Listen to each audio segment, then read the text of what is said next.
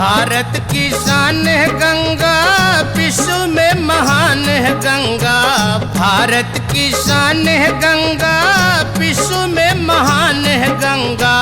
गांव गली शहर की ललकार हो गंगा माँ की, गंगा माँ की, गंगा माँ की स्वच्छ अविरल धारा रहे बरकरार। गंगा माँ की स्वच्छ अविरल धारा रहे बरकरार।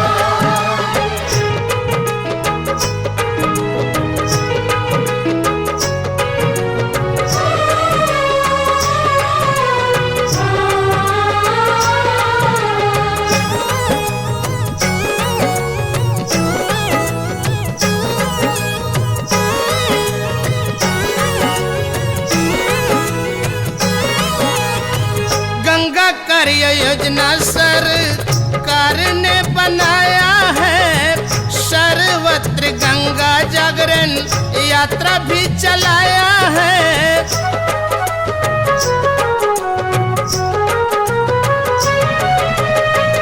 गंगा कार्य योजना सरकार ने बनाया है, सर्वत्र गंगा जागरण यात्रा भी चलाया है।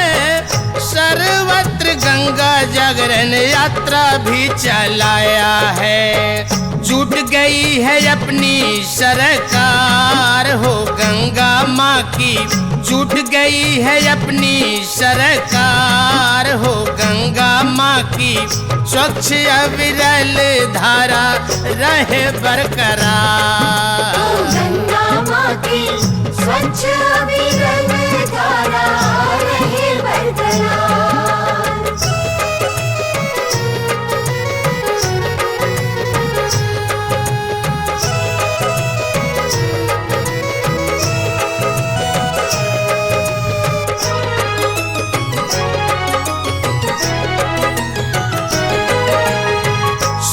सौ 32 ग्रामों में शौचालय बनाएगी, 118 कस्बे में सीवर जल बिछाएगी।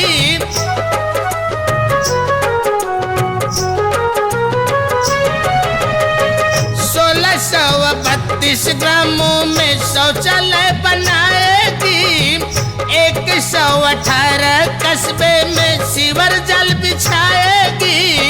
118 कस्बे में सीवर जल बिछाएगी।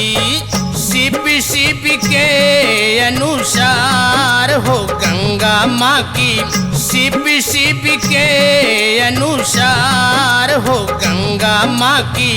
स्वच्छ अविरल धारा रहे बरकरार।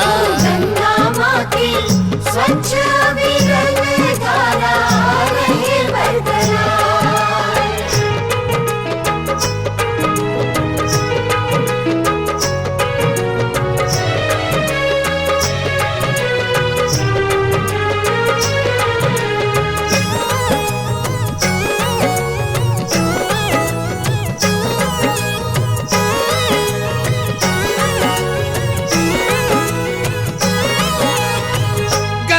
पूजन गंगा आरती के साथ यात्रा जाएगी, गोमुख से गंगा सागर तक संकल्प पहुंचाएगी।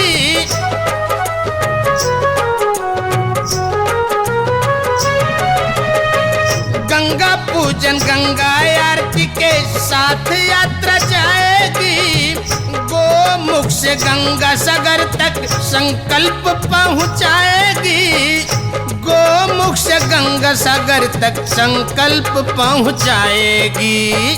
होगा संगीत का संचार हो गंगा माँ की, होगा संगीत का संचार हो गंगा माँ की। स्वच्छ अविरल धारा रहे बरकरार। गंगा माँ की स्वच्छ अविरल धारा